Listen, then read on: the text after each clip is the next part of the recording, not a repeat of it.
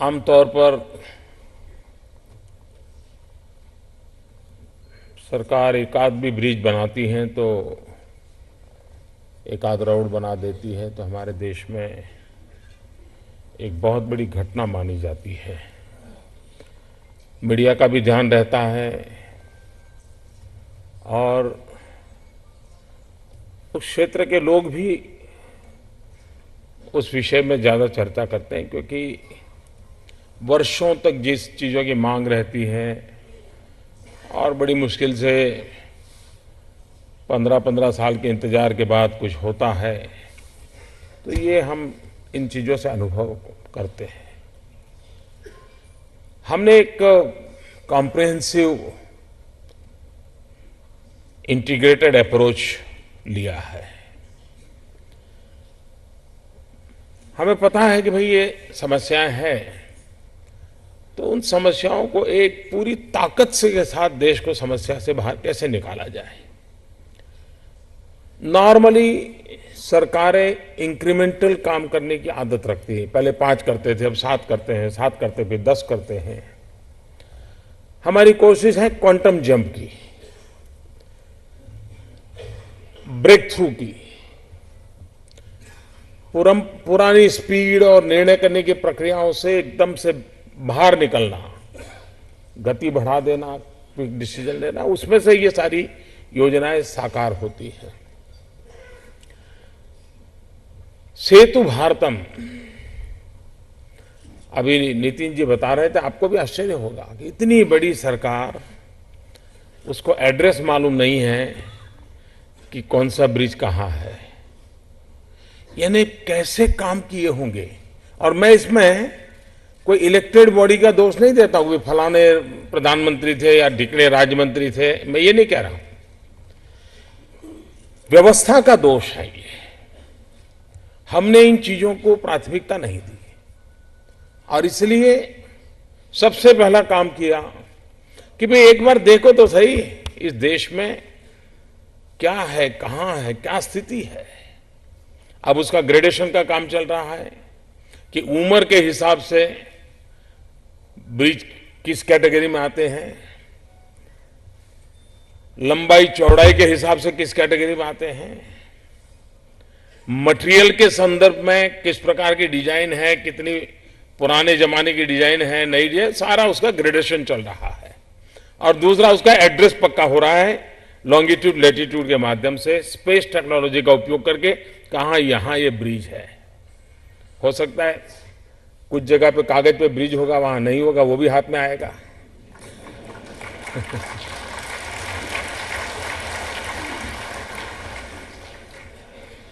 लेकिन कोशिश ये है। दूसरा, छोटी छोटी चीजें हैं, लेकिन आप लोगों को हैरानी होगी, हमारे यहां पहले हाईवे बनते थे तो जमीन तो एक्वायर करते थे, लेकिन जब हाईवे बनता था तो जमीन के बगल में एंक्रोचमेंट हो जाता था।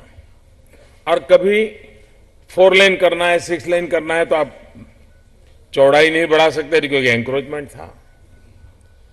एंक्रोचमेंट हटा नहीं सकते क्योंकि हर दूसरे साल चुनाव होते हैं, तो कोई न कोई चुनाव सामने दिखता है तो कोई हिम्मत नहीं करता है, और फिर कोर्ट कचहरी से भी तुरंत स्टे मिल जाते हैं, तो ये कई कठिनाइयों से भी रोड बढ़ते ही नहीं है। हमने एक छोटा सा निर्णय किया। हमने कहा रोड जब बनाएंगे तो जो जमीन एक्वायर करेंगे 2 छोर पर अप्स एंड डाउन का रोड बनाएंगे और बीच में जगह खाली रखेंगे। जब एक्सपांशन करना होगा तो अंदर की तरफ करेंगे, तो एंक्रोचमेंट का सवाल नहीं आएगा। अब चीजें छोटी होती हैं, लेकिन ये लंबे अरसे तक सहाय करने वाली है। उसी प्रकार से हमारे यहां जिस प्रकार से देश का विकास हो रहा है, तो बहुत सी चीजें आवश्यक हैं। क्यों न अभी से हम उसके साथ सामान्य मानवीय की जो फैसिलिटीज की आवश्यकता है, 20 किलोमीटर 30 किलोमीटर पर क्यों नहीं व्यवस्था करें। रेस्ट रूम वगैरह सब क्यों साथ में, उसकी डिजाइन में क्यों ना हो, उस पर बल दे रहे हैं। उसी प्रकार से ग्रामीण व्यक्तियों को अपना माल शहर में बेचना है, तो क्यों न इस बड़े रोड रास्तों के नजदीक में ऐसी कोई जगह हो जहां से वो माल ला करके वहां से बेचने के लिए। यानी एक कॉम्प्रिहेंसिव डेवलपमेंट की दिशा में हमारा प्रयास चल रहा है और उसी के तहत इस काम को करें। एक साथ 1500 ब्रिज, करीब 51,000 करोड़ रुपयों की लागत। कभी तो रेल और रोड, उनके बीच में इतने कागज चलते थे, कभी कभी लगता है कि शायद इन सारे पत्र व्यवहार को इकट्ठा करें तो एकाध इस यहां मॉन्यूमेंट ब्रिज बना सकते हैं। हमने कहा ऐसा नहीं भाई, बैठो, बैठ करके बताइए क्या समस्या है। अब क्या किया है, फॉर्मूला बना दी है कि रेलवे के ऊपर ब्रिज बना है तो ऐसा बनेगा, रोड और रेल को क्रॉसिंग होता है तो ऐसा ब्रिज बनेगा, इसकी ये डिजाइन होगी, और ये डिजाइन आती है तो तुरंत उसको सैंक्शन कर दो। तेज गति से चीजें सैंक्शन हो रही है, आगे बढ़ रही है। उसी का परिणाम है कि आज 1500 ब्रिज, जिसमें रिपेयरिंग का भी है, नए निर्माण का काम भी है, और समय सीमा में करने की दिशा में काम सोचा गया है। लैंड की जरूरत होगी तो उसके लिए राज्य सरकारों से बात करके आगे बढ़ना है। कोशिश ये है कि हम बदलाव करें, और ये बात हम मान के चलें, जैसे शरीर में नसों का रोल है, धमनियों का रोल है, वेन्स का रोल है, और उसकी जो गतिविधि और काम है उसी वो शरीर को शक्ति भी देते हैं, शरीर को गति भी देते हैं। जो ये नसें, वेन्स शरीर में रोल करती हैं, वैसे ही ये इंफ्रास्ट्रक्चर इस राष्ट्र के शरीर में काम करता है। अगर रोड इंफ्रास्ट्रक्चर आपका होगा, रेल इंफ्रास्ट्रक्चर होगा, आप गति बढ़ाएंगे। युग बदलते इंफ्रास्ट्रक्चर की परिभाषाएं बदलती हैं। पहले एक, मुझे याद है जब हम छोटे थे तो ये अकाल जब होता था तो अकाल में मिट्टी का काम निकलता था, तो गांव के लोग चिट्ठियां लिखते थे कि भाई हमारे गांव में मिट्टी का काम करवा दीजिए ताकि हमको जाने आने की सुविधा हो जाए। तो अकाल के काम में मिट्टी डलवाते, मिट्टी डल गई तो वो कहते वहां बहुत बड़ा काम किया, हमारे एमएलए एमपी बड़े सक्रिय है, बड़ा संतोष हो जाता था। फिर थोड़ा समय आया, बोलते साहब थोड़ा टार रोड बना दीजिए। आज गांव का आदमी भी कहता है साहब पेवर रोड चाहिए, पेवर रोड चाहिए उसको। ये जो बदलाव आया है, हमने भी उसको मिट करने की दिशा में काम करना पड़ेगा, और उस दिशा में हम प्रयास कर रहे हैं। ग्रामीण सड़कों पर हमारा बल है। आपने देखा होगा इस बार प्रधानमंत्री ग्राम सड़क योजना में बहुत बड़ी मात्रा में बजट डाला गया है। ये इंफ्रास्ट्रक्चर है जो मैंने कहा, जैसे शरीर में नसों का काम है उसी प्रकार से गति देने वाला काम है। एक जमाना था, मैंने कहा कि मिट्टी डाल दिए तो संतोष होता था, आज हाईवेज भी चाहिए, आईवेज भी चाहिए।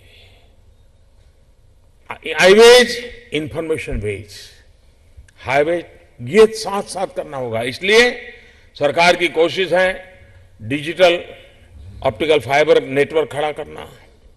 उसी प्रकार से एग्रीकल्चर सेक्टर के इंफ्रास्ट्रक्चर का भी महत्व है। जितना हम इरिगेशन इंफ्रास्ट्रक्चर खड़ा करते हैं उतनी पूरे एग्रीकल्चर सेक्टर को ताकत मिलती है। हम उस पर बल दे रहे हैं। रेलवे, पहले क्या था, रेलवे यानी पार्लियामेंट में बेंच, बस तालियां बज जाए तो ये इस एमपी को खुश करने के लिए उसके रास्ते से निकलने वाली ट्रेन घोषित कर दो तो उस रास्ते पर पड़ने वाले सारे 10-12 एमपी खुश हो जाएंगे। यही करना, फिर करना वरना कुछ नहीं। आप देखना, पुरानी कई घोषणाएं पड़ी है जिसको आज तक चालू नहीं किया गया। हमने कहा भाई ये तालियां बजाने के से देश नहीं चलेगा, रेलवे में आमूलचूल परिवर्तन लाना चाहिए। रेल की पटरियां डालो, गेज बदलो, आप उसको डीजल से इलेक्ट्रिफिकेशन की तरफ ले जाओ, एनवायरमेंट की दृष्टि से काम करो, गति की दृष्टि से काम करो। एक पूरा फोकस बदल दिया है रेलवे का। अभी तक हमारे देश में अकेले रेलवे में जो रिफॉर्म हो रहे हैं उस पर किसी का ध्यान नहीं गया है। वो जो बिग बैंक की बातें करते हैं, बड़े बड़े रिफॉर्म की चर्चा करते हैं, सिर्फ रेलवे देख लें कि कैसे बदलाव किया है तो उनको अंदाज आ जाएगा कि कहां से कहां रेलवे जा सकती है।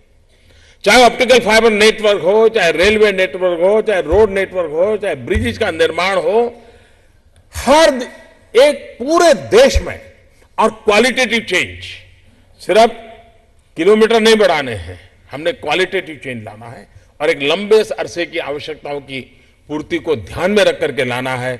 मुझे विश्वास है कि राष्ट्र को सशक्त बनाने में, राष्ट्र को समृद्ध बनाने में, राष्ट्र को गतिशील बनाने में इंफ्रास्ट्रक्चर अहम भूमिका अदा करता है। जैसे शरीर की मजबूती का कारण शरीर की नसों का रोल है, वेन्स का रोल है, वैसे ही राष्ट्र की मजबूती का आधार इस इंफ्रास्ट्रक्चर पर है, रोड नेटवर्क पर है, रेल नेटवर्क पर है, ऑप्टिकल फाइबर नेटवर्क पर है, वाटर कनेक्टिविटी पर है, ग्रिड कनेक्टिविटी पर है, इलेक्ट्रिसिटी जनरेशन पर है, इलेक्ट्रिसिटी सप्लाई पर है। ये चीजों पर हम जितना बल देंगे उतना ही आने वाले दिनों में परिवर्तन आने वाला है, और इसलिए ये सरकार उस दिशा में काम कर रही है। मैं नितिन जी को बधाई देता हूं कि सेतु भारतम के माध्यम से देश में ब्रिजेस की तरफ देखना। मैं तो चाहूंगा कि हमारे जितनी यूनिवर्सिटीज हैं, खास करके इंजीनियरिंग एंड आर्किटेक्चर, वे देश में सबसे ओल्डेस्ट ब्रिज, उसकी टेक्नोलॉजी, उस पर कोई पीएचडी करे कुछ स्टूडेंट, दुनिया में क्या हो रहा है उस पर पीएचडी, हम इसको एक साइंस के रूप में डेवलप करें। उसी प्रकार से हमारे इंजीनियरिंग और आर्किटेक्चर के स्टूडेंट्स, उनको इंटर्नशिप के लिए हम ब्रिजेज पर अवसर दें। बहुत बड़ी मात्रा में रोजगार की भी संभावना होगी और हमारे यहां क्वालिटी मैन पावर तैयार होगा। तो एक प्रकार से ह्यूमन रिसोर्स डेवलपमेंट भी हो, दूसरी प्रकार से इंफ्रास्ट्रक्चर भी डेवलप हो, हमारी इंस्टीट्यूशंस की कैपेबिलिटी बढ़े। उन सारी बातों को एक साथ देकर के हमें आगे बढ़ना है। मैं फिर एक बार बहुत बहुत बधाई देता हूं, बहुत बहुत धन्यवाद। कि ज्ञान चारों दिशा से आने दो, हमने कभी ज्ञान के दरवाजे बंद नहीं किए। हम कभी किसी भी ज्ञान के प्रवाह से भयभीत नहीं हुए, विचलित नहीं हुए। क्या आज हम अपने आप को पूछें, क्या हम दुनिया के किसी भी कोने से उत्तम जो बातें हैं उसको सुनने समझने के लिए हमारा मन खुला है क्या?